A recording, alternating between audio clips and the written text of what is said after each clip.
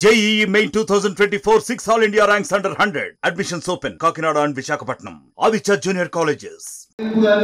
అది మా Bharatiya Janata party booth committee అధ్యక్షులు ఎవరైతే గ్రామాల లోపల నేను ఎంత కష్టపడ్డానో నాకంటే ఎక్కువ పొద్దుగా లేస్తే బూత్లో అనేక రకాలైనటువంటి అవమానాలు ఇబ్బందులు అవస్థలు వచ్చినప్పటికీ కూడా స్థానికంగా ఉన్నటువంటి బూత్ అధ్యక్షులు శక్తి కేంద్రాల ఇన్ఛార్జీలు మండల కార్యకర్తలు మండల అధ్యక్షులు ముఖ్యంగా ఈ జిల్లా నడిపించినటువంటి సోదరుడు రథసారథి శ్రీనివాస్ గారు వీళ్ళు వాళ్ళని కాదు ప్రతి ఒక్కరు ఆఖరికి మా కంట్రిబ్యూటర్లకి ఒకడు మా రిపోర్టర్లకి ఒకడు వచ్చిండు రగన్న రేపు అవకాశం వస్తే ఎంపీ అయితే బాగుంటుందని మా జర్నలిస్ట్ మిత్రులు కూడా జెండాలు ఎజెండాలు పక్కన పెట్టి మా ప్రింట్ ఎలక్ట్రానిక్ మీడియా మిత్రులు చాలా మంది నా వెల్ విషర్స్ నా వెలుపులో పాత్ర ఉద్యోగస్తులకు ఇబ్బంది అవుతుంది రైలు సమయాన్ని 5 నుంచి 5:30 పెంచమని చెప్పారు అట్లా మొదలుకుంటే చాలా సమస్యలు మా అక్కనపేటకు చెందిన సిద్ధిరాములు గారు మాట్లాడుతూ చెప్పారు అన్న మాకు అజంతా ఎక్స్ప్రెస్ రాయలసీమ ఎక్స్ప్రెస్ రెండు మా అక్కనపేటలు ఆపాలి అన్నారు అంతకంటే ముందు చేకుంటలు ఉంటారని వాళ్ళు కూడా వెలువెడతారు చేకుంటలు కూడా ఆపాలి అక్కనపేటలు కూడా ఆపాలి ఎందుకంటే నేను దుబ్బాక ఎమ్మెల్యే ఉన్నప్పటి నుంచి ట్రై చేస్తున్నది ఈసారి పూర్తి చేద్దామని కోరుకుందాం మెదక్ రైల్వే స్టేషన్ ప్రారంభోత్సవం వచ్చినప్పుడు రైల్వే జీఎం గారిని అడిగి చేగుంట పోలీస్ స్టేషన్ దగ్గర ఉన్నటువంటి రైల్వే బ్రిడ్జి కోసం మాట్లాడినాం అక్షరాల రూపంలో అది కాగితాల రూపంలో ముందుకు పోయింది వచ్చే వారం ఖచ్చితంగా సౌత్ జోన్ రైల్వే జీఎం గారిని కలిసి south central railway GM Secunderabad గారిని కలిసి ఆ రైలు ఒకటి ఫ్లైఓవర్ అక్కడ వచ్చేటువంటి బ్రిడ్జ్ ఒకటి మెదక్ రైలు సమయం మార్చడం ఒకటి ఇంకెవరో చెప్పినారు రాక్ పాయింట్ కూడా ఒకటి వెనకడికి వాదాలు చేసిరని వెనకడంతా వాదాలు చేసిపోతే ఇప్పుడు మనం ఆ వాదాలన్నింటినీ పూర్తి చేసేందుకు మీరు అవకాశం ఇచ్చారు మీ ప్రతినిధిగా మీ గొంతుకగా మీ కష్టం ఖచ్చితంగా నియోజకవర్గ కష్టంగా గుర్తించి ప్రతి సమస్యని భారత పార్లమెంట్ లో ఎక్కడెక్కడైతే ఏ అధికారుల దగ్గరైతే ప్రస్తావిస్తే ఈ సమస్యలు పరిష్కారం అయితాయో 100% రఘునందన్ మాటల మనిషి కాదు చేతన మనిషి అని చెప్పి నిరూపించుకొని ఖచ్చితంగా 5 సంవత్సరాల తర్వాత ఇవాళ మీరు పడ్డ కష్టంలో సగం కష్టంతో మనం గెలిచే రీతిలో మీ అందరి అడుగులో ఏంటని చెప్పి సందర్భంగా ఆ 7 పాయల దుర్గమ్మ తల్లి సాక్షిగా నేను మీకు ఈ సందర్భంగా లేకపోతే ఎక్కడి 200 కోట్లు ఓటుకు 1000 పైసలు బీర్లు బార్లు ఓపెన్ గా వంచితే కూడా ఏం లేదు భారతీయ జనతా పార్టీ నాయకులు కార్యకర్తల దగ్గర గదే రబ్బర్ చెప్పులు గదే జీన్పాయిలతోటి ఒకటే ఒక మాట మెదక్ లో పార్లమెంట్ సభ్యుని గెలిపించి 3వసారి ప్రధానమంత్రి అయ్యేటువంటి నరేంద్ర మోడీ గారి నాయకత్వంలో మా మెదక్ ఎంపీ ఉండాలని అనుకున్నాం అంకుటిత దీక్షతో పనిచేసినాం అసాధ్యం అనేది నా డిక్షనరీలో లేదని చెప్పినాడు impossible is a word found in the dictionary for fools only నేనే గెలుస్తానని చెప్తా ఇందాక పరిణత చెప్పినట్టు చాలా మంది అనుకుంటారు ఇంకా అహంకారం ఎక్కువ గర్వం ఎక్కువ ఏడగెత్తది మెదకు ఆడవాడు 6 అడుగులోడు ఉన్నాడు ఈడోడు 3 అడుగులోడు ఉన్నాడు అని కూర్చొని చెప్తాడు 6 లేదు 3 లేదు గెలుస్తామంటే ఇది కాన్ఫిడెన్స్ ఇది నెపోలియన్ చెప్పిండు అమెరికా అధ్యక్షుడిగా పోటీ చేసిన అబ్రహం లింకన్ నిరూపించిండు 18 సార్లు పోటీ చేసి ఓడిపోతే కూడా నేను అమెరికా అధ్యక్షుడిగా గెలవాలని కష్టపడితే గెలిచిండు అమెరికా అధ్యక్షుడు అయిండు రఘునందన్ కూడా అంతే చిన్న పల్లెటూరు బొబ్బపురం గెలిచిన 500 ఓట్లున్న కాడికి యాడికి పంపిరియారు మీరందరూ అరే నాడు భారత రాజ్యాంగాన్ని రాసిన బిఆర్ అంబేద్కర్ కూర్చున్న సెంట్రల్ కూర్చుంటే వాడి శివాలయం దక్కదు ఎందరో మంది యోధులు మేధావులు ఈ దేశాన్ని పాలించినటువంటి ఉద్దండులు కూర్చున్నటువంటి పార్లమెంట్ సెంట్రల్లో మొట్టమొదటి భారతీయ జనతా పార్టీ ఎన్డీఏ ఎంపీల సమావేశమై నరేంద్ర మోడీ గారికి అందరూ ఒకప్పుడు డ్రీమ్ ఒక్కొక్కరు యోధులు వెలువడుతున్నారు ఓ పక్కన నరేంద్రుడు ఇంకో పక్కన రవిశంకర్ గారు ఇలా చెప్తా ఉంటే అక్కడ ఉన్నటువంటి పార్లమెంట్ లో మనం టీవీలో అతకపై చూసేటువంటి గొప్ప నాయకుల పక్కన నాకు కూర్చోవడానికి కుర్చీ కల్పించినటువంటి మా మెదక్ నియోజకవర్గ ఓటర్ మహాశైలికి జీవితంలో చెప్తా ఉన్నారు మీకు ఒకటే నా విజ్ఞప్తి రగన్న గెలిచిడు అయిపోయింది ఇక రగన్న మమ్మల్ని సర్పంచ్ గెలిపిస్తాడా బరాబర్ గెలిపిస్తాడు మీ అడుగులో ఉంటాడు మీ కష్టంలో బరాబర్ రగన్న ఉంటాడు మీరు దావత్ ఇచ్చిన రోజు మీ ఎంపీ సాబ్ రాకపోవచ్చు కానీ రగన్న కష్టం వచ్చిందంటే బరాబర్ అందరికంటే ముందుండేది మీ ఎంపీ రఘునందన్ కాదు. అందుకని మీరు కూడా రగన్న సీనన్న 100 కిలోలు ఉన్నాడు, ఈయన మీద నేను కౌన్సిలర్కి వెళ్తానా సర్పంచ్కి వెళ్తానా అంటే డౌట్ పడవద్దు. శత్రువు ఎవడనేది అవసరం లేదు, నీ కాన్ఫిడెన్స్ ఎంత అనేది ముఖ్యం. వెంకటరామరెడ్డి 1,00,000 కోట్లకు అధిపతి.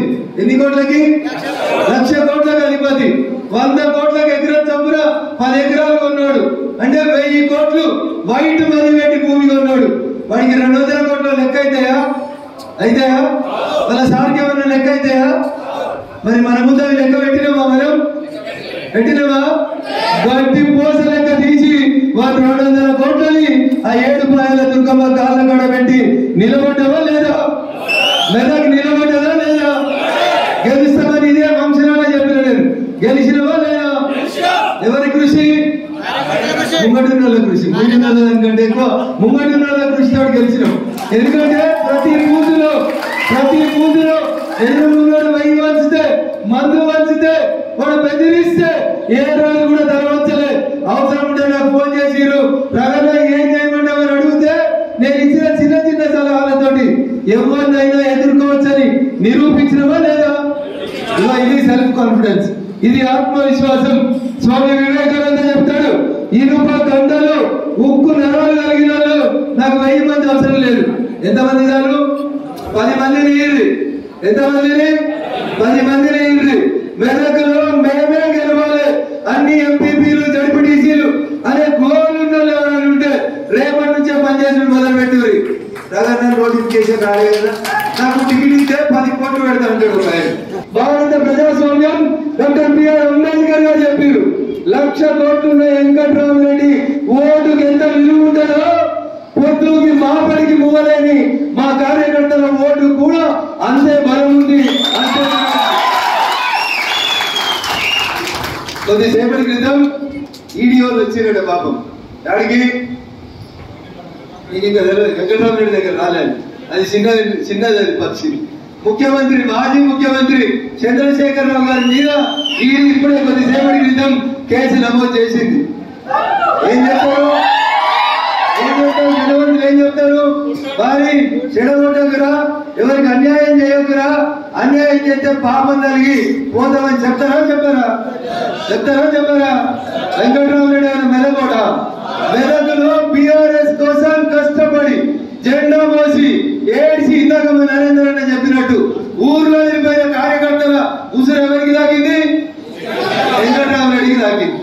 200 కోట్లు కాదు, వాడు 500 కోట్లు ఖర్చు పెట్టినా వాడు ఎన్నికలలో గెలుస్తాడా? జనం మొదలైంది ఇప్పుడే. అదే సినిమాలో చిరంజీవి చెప్తాడు, ఏం చెప్తాడు? In front there is crocodile festival. Venkataramareddy గారికి ఉంటుందా క్రొకడైల్ ఫెస్టివల్? గౌరవనీయులు హరీష్ గారికి ఉంటుంది, మాజీ ముఖ్యమంత్రి చంద్రశేఖరరావు గారికి కూడా ఈ క్రొకడైల్ ఫెస్టివల్. పడ్డాడు ఎప్పుడు చెడ్డాడు కాదు, బాధపడద్దు. ఆడబడ్డం, గాయపడ్డం, దెబ్బ తిన్నాక పులి కొంచెం గట్టిగా వస్తుంది. దుబ్బాకల దెబ్బ కొట్టినని చాలా ఎగిరి 6 అడుగులు ఉన్నాడు అన్నాడా? నిన్న సిద్దిపేటకి ఆయన ఉండగా ఆయన కూర్చున్న మీటింగ్ కి ఎస్కాట్ లో ఇంకోటి వస్తాడని కలగట్టాడా? ఎప్పుడన్నా హరీష్ రామరెడ్డి అంటాడా? నిరూపించినవా? చేసినవా? ఇది సంకల్ప బలం. నేను గెలుస్తారా? బరాబరి గెలుస్తా. ఇందాక ఏమన్నా చెప్పారు, అక్కడ పెద్ద వాళ్ళు ఉన్నారన్న, ఎమ్మెల్సీలు ఉన్నారు, ఎంపీలు ఉన్నారు, వీళ్ళు ఉన్నారు, వాళ్ళు ఉన్నారని. ఎవరున్నా ఏం కాదు, నీ ధైర్యం నేను గెలిపిస్తారా? గెలిపేదా? దానికి సజీవ తార్కాణం మీ ముందర ఉన్నటువంటి రఘునందన్ రావు. అంతేనా? మరి మనం 100 కోట్లు వచ్చినమా? ఓటుకు 1000 వచ్చినమా? బీర్లు ఇచ్చినమా? బిర్యానీలు ఇచ్చినమా? ఇప్పుడు 3 దాకా కదలకుండా కూర్చొని పువ్వు రాగిగా పెడతామంటే కదులుతున్నా? ఎవరైనా కదులుతురా? అలా టీఆర్ఎస్ అయితే ఇప్పటిపై అండలు కూడా ఎత్తుకొని ఇక ఇది భారతీయ జనతా పార్టీ కార్యకర్తలు నాయకుల యొక్క లక్ష్యం. ఒక లక్ష్యాన్ని నిర్దేశించుకోవాలి.